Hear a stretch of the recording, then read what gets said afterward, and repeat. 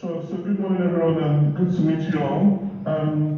So Bright Lights Books was launched 3 years ago, and the vision of Bright Lights Books, there's a little bit of disturbance on the line, but I'll just continue speaking anyway. So the vision of Bright Lights Books was to give authors of African heritage a platform to share their work across the world. So we work with a number of authors based in Africa primarily. And so far we've published 4 books, and we've got another 4 books that are in the pipeline, hopefully to be published over the course of this year. So that's one thing we do. In Nigeria, we facilitate reading and literature goals, so that which works hand in hand with our publishing.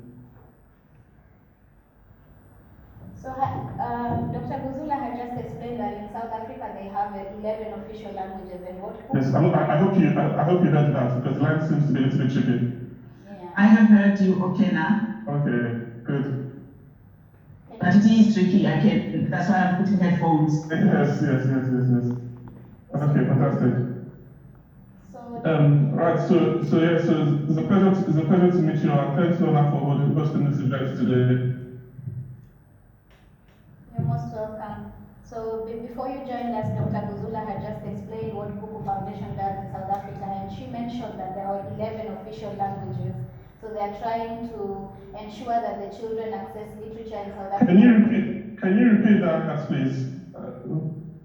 So before you joined us, Dr. Buzula had just explained a bit. Can you hear me, or if you're having trouble hearing me right now, can you hear me? Yes. Yeah. So Dr. Buzula had just explained what the Buku Foundation does, and she had mentioned that there are 11 official languages in South Africa, and so they try to ensure that they have literature for children in those languages. What about Bright Lights Books? Do you feel that there's a need to have like literature in the languages that, let me talk about Nigeria, because I know your origin is Nigeria. Do you think there's a need currently to have children read in the Nigerian languages, original languages, and not the ones that we have adopted from the West?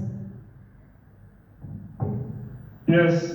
So I think there's definitely a strong need for that, and similar to South Africa, Nigeria is even more of a complicated case, because there are probably more than 100 languages in Nigeria.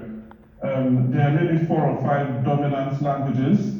And so for Bright Lights, there's a book we're working on at the moment, and it's a collection of ancient stories.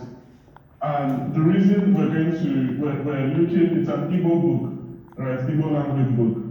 And the reason we're looking to publish this book in the Igbo language is because, in my view, one thing is that it facilitates learning in an indigenous